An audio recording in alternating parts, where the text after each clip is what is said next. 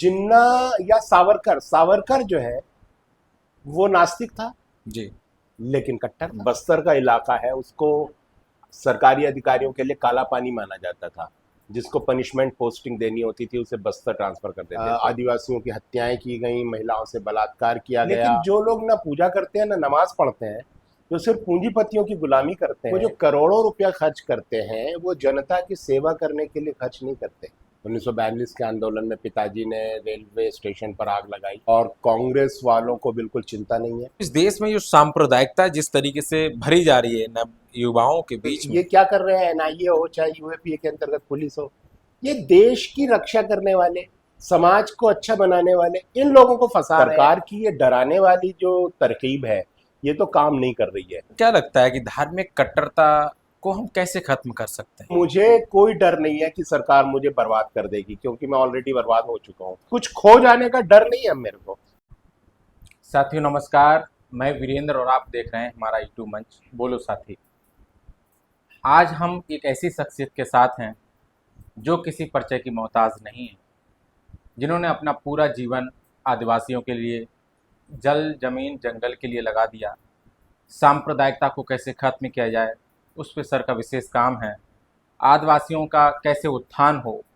Sir बहुत स्वागत है हमारे चैनल में आपका। धन्यवाद सर, सबसे पहले तो मैं वो चीज़ जानना चाहूँगा, कौन है हिमांशु कुमार? ये सबसे पहले जो सवाल है ये आप बताएं थोड़ा। मेरा जन्म उत्तर प्रदेश में हुआ, मुजफ्फरनगर में जी। और मेरे पिताजी स्वतंत्रता संग्राम सेनानी थे। उन्होंने 1942 के आंदोलन में हिस्सा लिया और मुजफ्फरनगर के हम लोग रहने वाले हैं। 1942 के आंदोलन में पिताजी ने रेलवे स्टेशन पर आग लगाई, फिर फरार हो गए। फिर गांधी जी के साथ पत्र व्यवहार हुआ और महात्मा गांधी ने मेरे पिताजी को अपने आश्रम में बुलाया और फिर पिताजी उनके साथ रहे सेवाग्राम आश्रम में। और फिर विनोबा भावे ने भूदान आंदोलन शुरू किया, पिताजी भूदान आंदोलन में रहे। और तो वो कहते थे कि गांधी जी ने कहा था कि नौजवानों को गांव में जाकर सेवा करनी चाहिए। जी। तो उनकी इस बात से प्रेरित होकर अपनी शादी के 20 दिन बाद मैं और मेरी पत्नी दिल्ली छोड़ करके हम लोग छत्तीसगढ़ के बस्तर इलाके में, दंतेवाड़ा एक ज़िला है, वहाँ एक पेड़ के नीचे हमने जा करके रहना शुरू किया और फिर हम लोग 18 साल वहाँ रहे। ये सबसे बड़ा सवाल है, मैं तमाम लोगों से बातचीत करता हूँ सर, कि शादी के 20 दिन बाद आप बीन बान जंगल में चले गए आदिवासियों के बीच में। आपका जन्म जो है उत्तर प्रदेश में हुआ, आपकी संस्कृति अलग थी, आपकी भाषा अलग थी, आपका रहन सहन अलग था। आप शादी के 20 दिन बाद जिस एक युवा जोड़ी को एक कहीं अपनी पत्नी के साथ घूमना जाना चाहिए था, लेकिन वो ये सब दरकिनार करके एक बीन बान जंगल में चला जाता है आदिवासियों के बीच में। ये एक बहुत महत्वपूर्ण सवाल यहाँ पर खड़ा होता है कि क्यों ये आपके अंदर ये ऐसा कौन सा जज्बा बैठा हुआ था कि आप सब कुछ छोड़ करके, ऐशो आराम की जिंदगी छोड़ करके, आप जो कह रहे हैं, आप जो बता रहे हैं कि आपका परिवार स्वतंत्रता संग्राम सेनानी रहा है, तो वो सब कुछ छोड़ करके आप जल जमीन जंगल की रक्षा करने के लिए, आदिवासियों की रक्षा करने के लिए आपके अंदर मतलब कहाँ से ये सवाल पैदा हुआ? तब तक जल जंगल जमीन की लड़ाई उतनी तेज नहीं हुई थी बस्तर में, और वहाँ दूसरे मुद्दों पर हम लोगों ने काम शुरू किया था। हम लोगों ने वहाँ उनके स्वास्थ्य पर, क्योंकि मलेरिया बहुत था, डायरिया, डिसेंट्री, स्किन डिजीजेज, कुपोषण, बच्चों की जन्म के समय मृत्यु, माताओं की प्रसव के समय मृत्यु, ये सारे मुद्दे थे। उस पर हमने काम शुरू किया, उनकी आजीविका पर काम शुरू किया, पर्यावरण पर काम शुरू किया, खेती बाड़ी पर काम शुरू किया। तो धीरे धीरे हमारी टीम बढ़ने लगी, काम बढ़ने लगा और हमारी टीम की संख्या 1000 हो गई थी। 1000 साथी हमारे 4 जिलों में काम कर रहे थे और हम लोग शिक्षा, स्वास्थ्य, सामुदायिक स्वास्थ्य से संबंधित इस पर काम कर रहे थे। सर, तो यहाँ पर एक सवाल बहुत महत्वपूर्ण है कि ये सारा काम जो आप कर रहे थे, मलेरिया बीमारी ग्रस्त जो लोग थे उनके लिए बचाया कैसे जा सके, उनका उत्थान कैसे किया जा सकते, ये तो सर सरकार का काम था। करना। हाँ, तो वो जो बस्तर का इलाका है उसको सरकारी अधिकारियों के लिए काला पानी माना जाता था। जिसको पनिशमेंट पोस्टिंग देनी होती थी उसे बस्तर ट्रांसफर कर देते थे। और चूंकि जंगल का इलाका है, जी। तो सरकारी कर्मचारी अंदर गांव में, अंदरूनी गांव में नहीं जाते थे।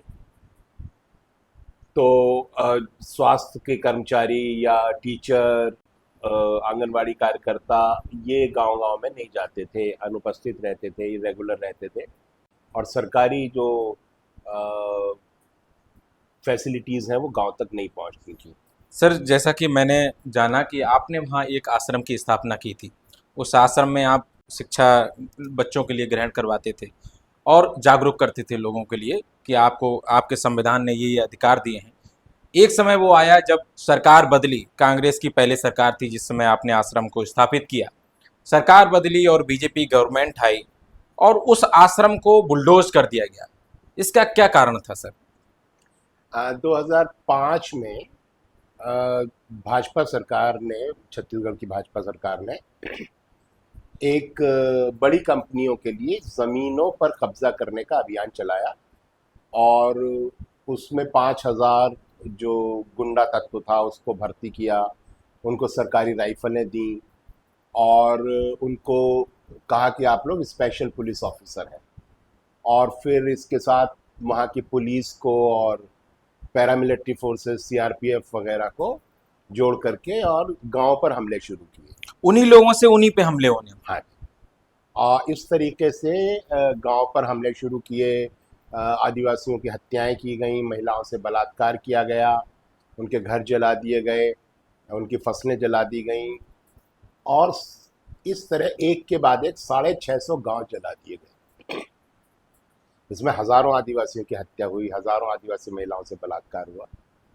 तो वो सारे मामलों को लेकर के फिर हम लोग कोर्ट में गए, सरकार से कहा, फिर कोर्ट में गए।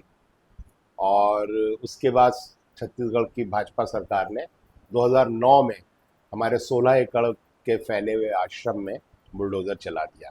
तो आज जो भाजपा मुसलमानों के घरों पर बुलडोज़र चला रही है, उसका पहला प्रयोग मेरे ऊपर हुआ था 2009 में। वो दबा रह गया अभी तक? मेरे नहीं, दबा नहीं रहा उस समय।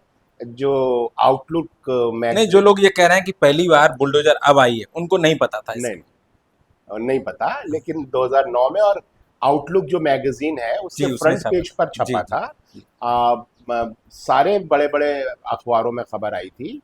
और जितने भी सोशल एक्टिविस्ट हैं सबने उस पर अपनी नाखुशी जाहिर की थी। तो ये बहुत बड़ा मामला था उस वक्त का।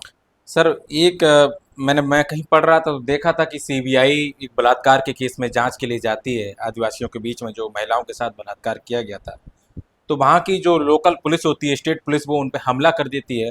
तो सेंट्रल गवर्नमेंट और प्लस स्टेट गवर्नमेंट, ये बीच में जो आपसी सामंजस्य था, इसके बीच की जो खाई थी, मतलब कह सकते, सामंजस्य तो नहीं कहेंगे, खाई थी कि क्या ऐसा हुआ कि सीबीआई पे ही हमला कर दिया स्टेट पुलिस ने? हाँ, ताड़मेट्टा, तीमापुरम और मोरपल्ली 3 गांव थे। जी। इन 3 गांव पर आईजी कल्लूरी की देखरेख में हमला हुआ था और 300 घर जला दिए गए थे, 5 महिलाओं से बलात्कार हुआ था और 3 आदिवासियों की हत्या हुई थी। अ, जो पत्रकार वहाँ के जाना चाहते थे उनको नहीं जाने दिया। फिर स्वामी अग्निवेश जब गए तो स्वामी अग्निवेश पर हमला करा पुलिस ने और उनके गुंडों ने, सलवा जुड़ुम के। उसके बाद फिर सीबीआई की टीम को सुप्रीम कोर्ट ने आदेश दिया, क्योंकि स्वामी अग्निवेश ने आकर सुप्रीम कोर्ट में ये बात बताई। जी। तो सुप्रीम कोर्ट ने सीबीआई की टीम को भेजा। फिर ये जो स्पेशल पुलिस ऑफिसर्स थे, इन्होंने सीबीआई की टीम पर हमला किया और फिर सीआरपीएफ ने उनको बचाया। तो फिर सीआरपीएफ भी अटैक किया है स्पेशल पुलिस ऑफिसर्स में। क्या उन पे कोई विशेष कार्रवाई बाद में हुई या नहीं? कोई कार्रवाई नहीं। छः विशेष पुलिस अधिकारी डिसमिस हुए थे, लेकिन वो गांव जलाने के मामले पर हुए, सीबीआई वाली टीम हमला पर उमला उन पे किसी पर नहीं नहीं। हुए थे। जी, जैसा कि मैं देखता हूँ कि जो सामाजिक संगठन हैं, मानवाधिकार की जो लड़ाई लड़ते हैं, और जो तमाम सामाजिक कार्यकर्ता आप जैसे लोग, तमाम लोग, उनको सरकार बुरी नज़र से क्यों देखती है? इसका क्या कारण है? तमाम लोग ऐसे जेल में डाले गए, आज भी जेल में हैं। पत्रकार हों, अगर वो वहाँ की आवाज़ उठाते हैं, आप जैसे तमाम कार्यकर्ताओं जो जिन्होंने अपनी जिंदगियां पूरी खपा दी उस समाज में, तो उनको क्यों लगता है कि आप दुश्मन हैं इसी समाज के, जिस समाज के लिए आप काम कर रहे हैं? देखिए, सरकार जो बनती है, सरकार बनाने के लिए जो लोग चुनाव लड़ते हैं, उस चुनाव लड़ने में वो करोड़ों रुपया खर्च करते हैं। जी। वो जो करोड़ों रुपया खर्च करते हैं, वो जनता की सेवा करने के लिए खर्च नहीं करते कि हमें जनता की सेवा करनी है, इसलिए हम करोड़ों रुपया खर्च करके चुनाव लड़ रहे हैं ताकि हम चुने जाएं और फिर जनता की सेवा करें, इसलिए नहीं। जी। सरकार बनती है पैसा कमाने के लिए, और अब जो सरकार बनती है वो पूंजीपति बनाता है उसको, वही सारा चुनाव का खर्चा देते हैं पूंजीपति, वही अपने लिए सरकार बनवाते हैं और फिर वो देश के संसाधनों पर कब्जा करते हैं। इसका मतलब साफ है वो समाज की बात ही नहीं करेंगे। नहीं करेंगे, बल्कि जो समाज के संसाधनों को बचाने की कोशिश करेगा, जो पूंजीपतियों की लूट को रोकने की कोशिश करेगा, जो पूंजीपतियों के लिए जब सरकार लूट करेगी, जनता को कुचलेगी, मानवाधिकारों का हनन करेगी, तो जो लोग मानवाधिकारों का मुद्दा उठाएंगे, संविधान की बात करेंगे, उन सबको फिर सरकार आतंकवादी, नक्सलवादी, माओवादी, देशद्रोही, विकास विरोधी, विदेशी एजेंट ये कहती है। तो वो आप आज साफ साफ देख रहे हैं। आज एनआईए है, चाहे ईडी है, चाहे सीबीआई है, किस पर हमला करती है? जो लोग जल जंगल जमीन को बचा रहे हैं, या संविधान को बचा रहे हैं, या कानून को बचा रहे हैं, या इंसानियत को बचा रहे हैं, उन लोगों को नक्सलवादी और माओवादी और देशद्रोही कहा जा रहा है। तो सर, जब इतनी बड़ी संख्या में लोगों को जेलों में डाला जा रहा है, मुकदमे लगाए जा रहे हैं, जैसा कि आपका मानना है, और आपने तो वो सारी गतिविधियां देखी हैं, तो जो आने वाली जनरेशन है हम उसको किस तरीके से, क्योंकि उनकी नज़रों में जो ये लोग काम करने वाले हैं, आप जैसे लोग, जल जमीन जंगल की रक्षा करने वाले जो आप जैसे लोग हैं, आदिवासियों के लिए काम करने वाले लोग हैं, दलितों के लिए काम करने वाले लोग हैं, माइनॉरिटीज़ के लिए काम करने वाले लोग हैं, उन जो आज की पीढ़ी है, वर्तमान की पीढ़ी है, उनके दिमाग में एक बात साफ तौर पे डाल दी गई है कि ये नक्सलवादी हैं, ये माओवादी हैं, ये देशद्रोही हैं। देखिए, आपके सामने तो कोई विकल्प ही नहीं है। विकल्प तो एक ही हो सकता है कि सबको सच बताया जाए, किसी को झूठ मत बताइए, किसी को झूठ में मत रहने दीजिए।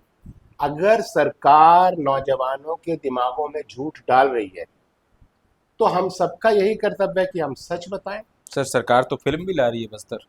है जी, फिल्म जो बस्तर उसने बनाई है उसमें क्या? वो तो पूरा का पूरा झूठ का पुलिंदा है। आज तक बस्तर में कोई महिला आईजी नहीं हुई है, और उसमें महिला आईजी दिखाई गई, और महिला दिखा करके, गर्भवती दिखा करके जी। सहानुभूति बटोरने की फूहड़ कोशिश की गई है। तो पूरी तरह फर्जी फिल्म है। लेकिन एक नागरिक होने के नाते आपका कर्तव्य है, सबका कर्तव्य है कि हम सच्चाई नई पीढ़ी को बताएं कि सच्चाई क्या है, क्योंकि नई पीढ़ी को संसाधन भी चाहिए, समाज में शांति भी चाहिए, भाईचारा और प्रेम चाहिए, स्थायित्व चाहिए। लेकिन हमारी जो ये सरकार है, जो पतियों के लिए काम कर रही है, वो समाज में भाईचारा ख़त्म कर रही है, एकता ख़त्म कर रही है, समाज में हिंदू मुस्लिम की नफ़रत पैदा कर रही है, जातियों के बीच विद्वेष बढ़ा रही है, समाज को तोड़ रही है, संसाधनों को लूट रही है, रोज़गारों को ख़त्म कर रही है। इसका सारा नुकसान किसको होगा? नौजवान पीढ़ी को। तो अगर हमें अपनी अगली पीढ़ी की चिंता है जी। हम उनके लिए एक अच्छा दुनिया बनाना चाहते हैं, तो फिर हमें नौजवानों को ये सब बात बतानी पड़ेगी, और नौजवान ही अपनी दुनिया को बचाएगा। वरना ये जो पूंजीपतियों की चुनी हुई सरकार है और उसकी मीडिया है, पूंजीपतियों की ही मीडिया है, जी। ये दोनों मिलकर नौजवानों को गलत सूचनाएं देकर उनको नफरत में डुबा रहे हैं।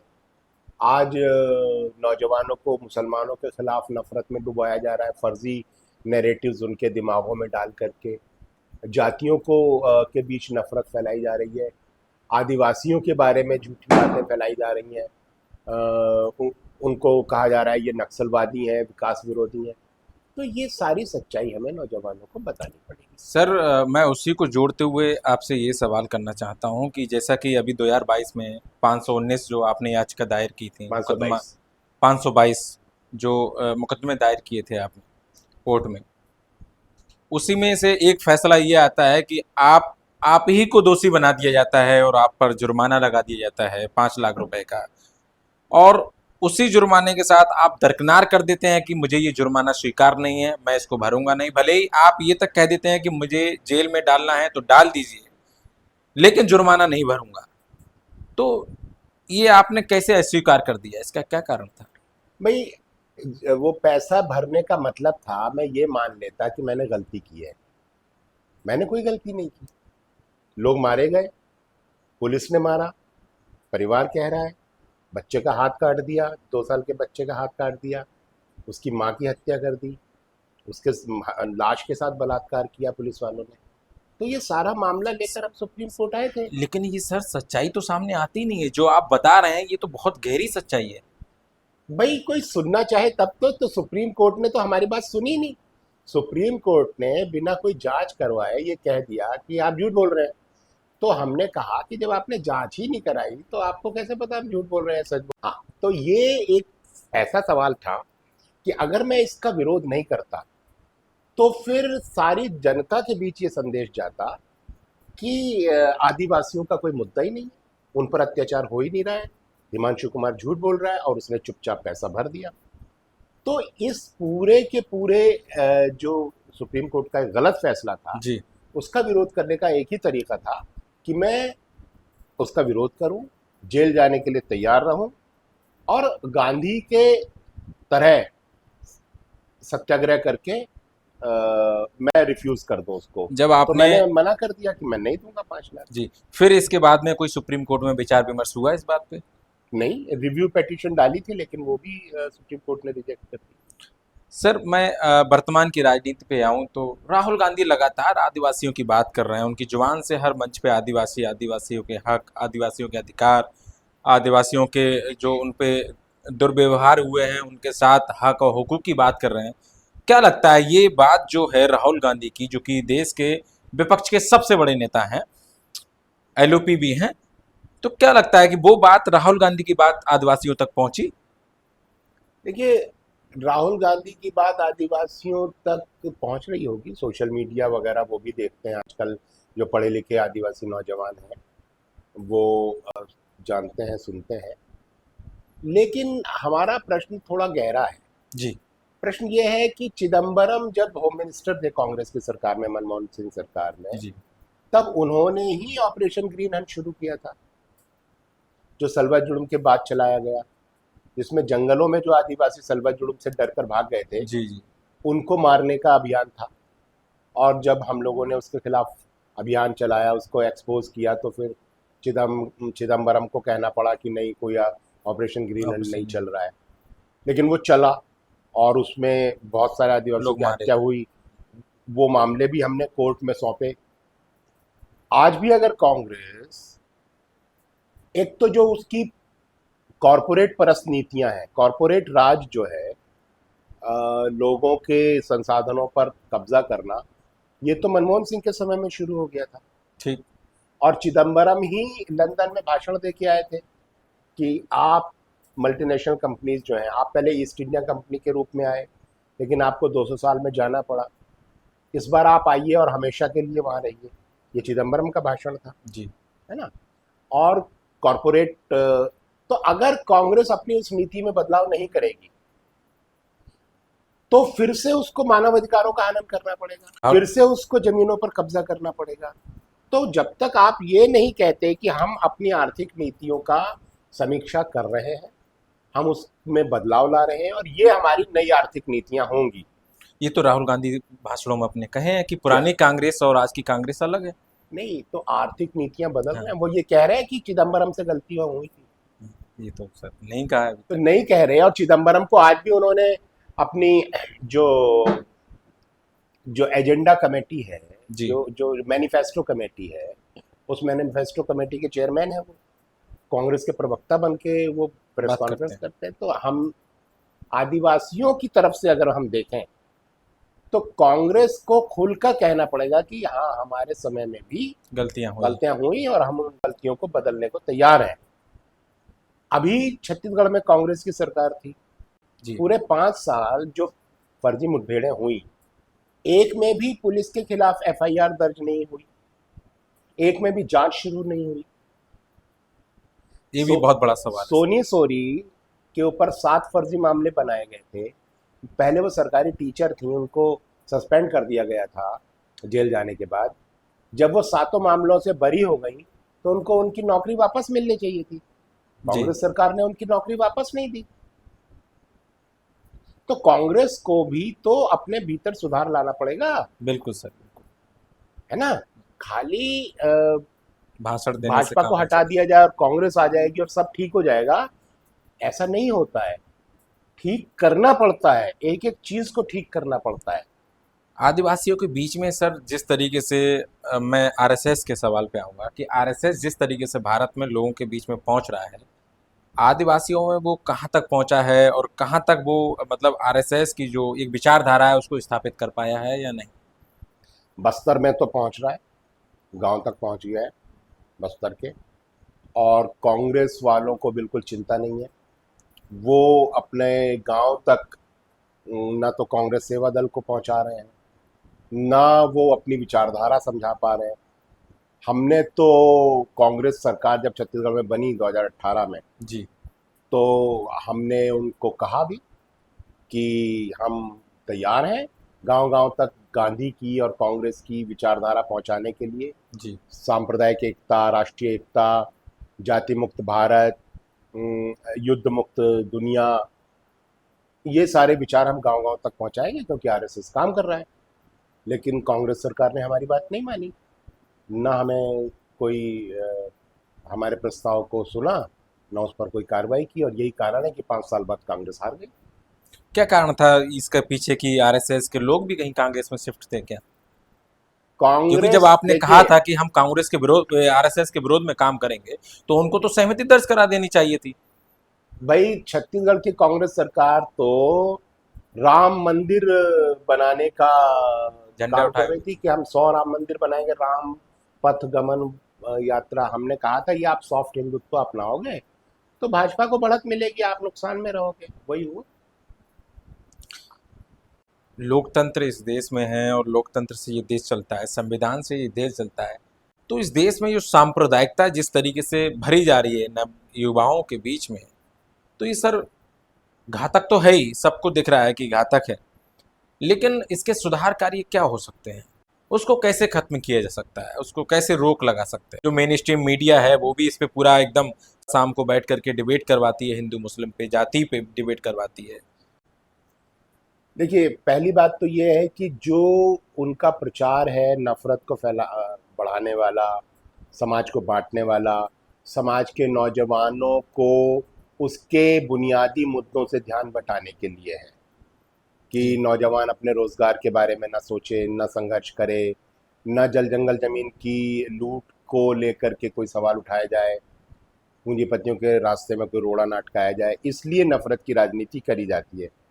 तो हमारा कर्तव्य यही है कि हम सही बात बताएं नौजवानों को। और जी लोकतंत्र में यही एक तरीका है कि आप जनता को सच्चाई बताइए, संगठित कीजिए, शिक्षित कीजिए, संगठित कीजिए और उसको संघर्ष करने के लिए प्रेरित करिए कि ये जो आपको बांट रहे हैं, इनको इनसे मुक्ति पाइए और अपना जीवन बेहतर बनाइए। सर, तमाम लोग हैं जो यूएपीए के तहत एक नए कानून के तहत उनको जेलों में डाला जा रहा है सर। और तो इससे एक डर खौफ पैदा होता है युवाओं के बीच में। जो लड़ने वाले लोग हैं, जो आंदोलन कर रहे हैं, वो आज कहीं ना कहीं कितना डर है उनके अंदर कि हम अगर बैठेंगे किसी धरने के लिए, किसी मांग के लिए, तो उनके उनके ऊपर जैसे कि तमाम उमर खालिद हैं, सरजिल इमाम हैं और तमाम ऐसे भीमा जर्नलिस्ट हैं। कोरेगांव में है, जी, भीमा कोरेगांव की घटना है और संजीव तमाम, भट्ट हैं, जी तमाम, और वो स्टूडेंट जिनके ऊपर ये हमला किए जा रहे हैं। बस्तर में बहुत सारे साथी बंद हैं, आदिवासी जी, साथी। तो सर मतलब ये डर कैसे सर इस नहीं, समाधान? डर नहीं है, डरता कोई नहीं है।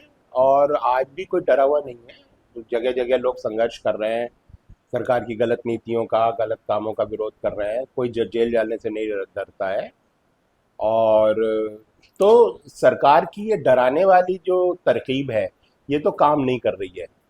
लोग ज़्यादा से ज़्यादा उठ खड़े हो रहे हैं अन्याय के खिलाफ, गलत कामों के खिलाफ। और लगातार संघर्ष जारी है। मतलब कोई डर नहीं है सरकार क्रांतिकारी से को? कोई नहीं डर रहा है। कितनों को डालोगे, आपका कहना ये है? हाँ, जेल जाने से कोई नहीं डरता है, मरने से कोई नहीं डरता है। मुझे लगता है कि कांग्रेस सरकार को भी, जैसे कि वो विपक्ष की सबसे बड़ी पार्टी है, उसको भी ये कह देना चाहिए कि हम अगर सरकार में आते हैं तो इस कानून को ध्वस्त करेंगे, तो कहीं ना कहीं थोड़ा। बिल्कुल बिल्कुल कहना चाहिए। लेकिन उन्होंने तो और अभी तक कहा नहीं है। हाँ बिल्कुल। लड़ाई लड़ाई भले भाई ही वो लड़ रहे हो। यूएपीए तो चिदम्बरम ही लाए थे। हाँ, वैसे लेकिन तो नियम इन्होंने चेंज कर 67 का दिया। कानून है, लेकिन उसमें जो नए नए। उसको कठोर बनाया वो चिदम्बरम ने बनाया था। तो उनको कहना, एनआईए का गठन भी चिदम्बरम ने किया था, तो उनको कहना चाहिए कि क्या उस समय भी सर ऐसे, जिस तरीके से आज लोगों को, युवाओं को, क्रांतिकारियों को उठा लिया जाता है, पत्रकारों को उठा लिया जाता है, उस समय भी उठाए जाते होंगे? आज लेकिन ज्यादा बढ़ गया है वो। संख्या बढ़ गई। हाँ, संख्या भी बढ़ गई है, उसकी क्रूरता भी बढ़ गई है। उद्देश्य उसका क्या होना चाहिए, मतलब आपकी नजरों में क्या उद्देश्य होना चाहिए यूएपीए के कानून का? देखिए, यूएपीए हो चाहे एनआईए हो, जो सचमुच में समाज को तोड़ने का काम कर रहे हैं, जो हिंदू मुस्लिम नफरत फैला रहे हैं, जो भारत की जनता के हितों के विरुद्ध काम कर रहे हैं, ऐसे अधिकारियों, ऐसे नेताओं को पकड़ो, ऐसे भ्रष्ट लोगों को पकड़ो। ये है काम, वो ये तो है। आज खुले घूम रहे हैं। लेकिन ये क्या कर रहे हैं, एनआईए हो चाहे यूएपीए के अंतर्गत पुलिस हो, ये देश की रक्षा करने वाले, समाज को अच्छा बनाने वाले इन लोगों को फंसा रहे हैं। इन लोगों के खिलाफ फर्जी मामले, फर्जी एफआईआर कर रहे हैं, उनको जेलों में डाल रहे हैं। ये क्यों कर रहे हो भाई? देश का नुकसान क्यों कर रहे हो? हमारी सुरक्षा एजेंसियां आज देश को बर्बाद करने के काम में लगी हुई हैं, कि जो देश को बचा रहा है उसको जेल में डाल दो, जो देश को बर्बाद कर रहा है उसके सामने हाथ जोड़ के खड़े हो जाओ। ये मत करो भाई। तुम लोग नौकरी में इसलिए थोड़ी आए थे कि देश को बर्बाद करो, देश को बचाओ। यहाँ की जल जंगल जमीन को बचाओ, लोकतंत्र को बचाओ, संविधान को बचाओ, एकता को बचाओ। आपने अपना पूरा जीवन आदिवासियों के लिए दे दिया, पूरे इस देश के लोगों के लिए दे दिया। आपको डर तो लगता होगा सर, या नहीं लगता है सर? किस चीज का? निकल चुका है। जेल जाने का कोई डर नहीं। जेल जाने का डर नहीं है, मरने का डर नहीं है, कोई डर नहीं है। देखिए, मैंने आपको बताया कि मेरा जो बस्तर में संस्था थी, 1000 का स्टाफ था, और 100 से ज़्यादा मोटरसाइकिलें, 600 साइकिलें, जीप, कार, ट्रक, बहुत बड़ा पैराफर्नेलिया था। सरकार ने सब खत्म कर दिया। मेरा कोई मकान नहीं है, कोई ज़मीन नहीं है, कोई नौकरी नहीं है। थोड़ा मोड़ा आर्टिकल लिखता हूँ, ट्रांसलेशन कर देता हूँ, अपना उसी से पेट खर्चा पालता हूँ। पानी हाँ, चल जाता है। तो मुझे कोई डर नहीं है कि सरकार मुझे बर्बाद कर देगी, क्योंकि मैं ऑलरेडी बर्बाद हो चुका हूँ। और मैं नहीं, खुश हूँ अपनी। नहीं सर, आप इसको बर्बाद, मतलब मतलब बर्बाद। सरकार की हाँ। नजरों में जिसको बर्बाद करना कहते हाँ हैं, जी वो जी। सरकार कर चुकी है मुझे। आप अपनी नजरों में इसको कैसा देखते हैं? बहुत मस्त फकीर, एकदम फकीरी का जीवन है मेरा। और मेरे पिताजी का भी ऐसा ही जीवन था। वो भी गांधी जी के साथ रहे और पूरी जिंदगी फकीर रहे। उन्होंने तो मरने से पहले कह दिया था, मेरी लाश पे एक भी पैसा खर्च मत करना, और मेरी लाश को मेडिकल कॉलेज को दे देना। तो हमने उनकी लाश को मेडिकल कॉलेज को दे दिया, उस पर एक पैसा खर्चा नहीं हुआ, कोई अंतिम संस्कार नहीं, कोई पूजा पाठ नहीं। तो जैसे हमारे पिताजी एक एकदम मस्त फकीर की तरह पूरी जिंदगी कंधे पर झोला टांग कर गरीबों के लिए जमीन मांगते हुए गांव गांव घूमते थे, उसी तरह से हम भी हैं। हमारा भी फकीरी का जीवन है। कुछ कुछ खो जाने का डर नहीं है मेरे को, कि मेरा कुछ छीन लिया जाएगा, मेरे को वो है ही नहीं। सर क्या लगता है कि धार्मिक कट्टरता को हम कैसे खत्म कर सकते हैं, जो आजकल के पीढ़ियों में जो है एकदम से जहर उनके दिमागों में डाला जा रहा है, वो कैसे खत्म किया जाए उसको? देखिए, एक और फैक्ट भी है जी। कि कट्टरता जो है वो जरूरी नहीं है धर्म से ही आए। किसी व्यक्ति या गांधी जाति गांधी पूरे धार्मिक थे, जी। लेकिन कट्टर नहीं कट्टर थे। नहीं थे बिल्कुल। जिन्ना या सावरकर, सावरकर जो है वो नास्तिक था, जी। लेकिन कट्टर था। तो जरूरी नहीं है कि अगर कोई धार्मिक है तो वो कट्टर होगा, है ना। जो लोग पूजा करते हैं, जरूरी नहीं है वो कट्टर हो, या जो नमाज पढ़ते हैं वो कट्टर हो। बिल्कुल। वो लोग मिलजुल के रहते हैं। लेकिन जो लोग ना पूजा करते हैं ना नमाज पढ़ते हैं, जो सिर्फ पूंजीपतियों की गुलामी करते हैं, वो लोग इस देश में कट्टरता फैला रहे हैं। तो सर मैं आखिरी बात को समाप्त करते हुए आपसे ये कहूँगा कि क्या संदेश देना चाहते हैं आप युवाओं के लिए? सच्चाई को जानो, जी। और दुनिया को बेहतर बनाने के लिए बिना डरे काम करो, जनता को सच्चाई बताओ, प्रेम से रहो, देश में भाईचारा बना के रखो, महिलाओं का सम्मान करो, सादगीपूर्ण जीवन जियो। अपने ऐशो आराम के लिए ना आदिवासियों का जल जंगल जमीन की लूट को बढ़ावा दो, न मजदूर की मजदूरी की लूट को बढ़ावा दो, जी और आंखें खोल करके नई दुनिया में कैसे जीना है, संविधान का शासन कैसे आए, संवैधानिक मूल्यों की स्थापना कैसे हो, उसके लिए काम करो। बहुत शुक्रिया सर आपका। बहुत बहुत धन्यवाद। आप साथियों, आपने देखा कि हमारे साथ हिमांशु कुमार जी हैं और तमाम मुद्दों पे हमसे बातचीत की, संविधान को लेके, लोकतंत्र को लेके, सांप्रदायिकता को लेके, आदिवासियों के उत्थान को लेके और धार्मिक कट्टरता कैसे खत्म किया जाए, तमाम मुद्दों पे बातचीत की और जो है सारे विषयों पर उन्होंने खुल के बातचीत की। एक बात स्पष्ट निकल के आती है साथियों कि अगर देश के लिए, देश के जो नीचे तबके के लोग हैं, जो गरीब लोग हैं, जो आदिवासी लोग हैं, जो दलित समाज है, जो माइनॉरिटी है, जो गरीब हैं और जो सुख सुविधाओं से वंचित रह गए हैं, उनको कैसे हम एक सभ्य समाज बना सकते हैं, एक अच्छी स्थिति में ला सकते हैं और कैसे हम नफरत को मिटा सकते हैं। सर के साथ पूरी बातचीत सुनने के लिए आपका बहुत शुक्रिया, बहुत बहुत धन्यवाद।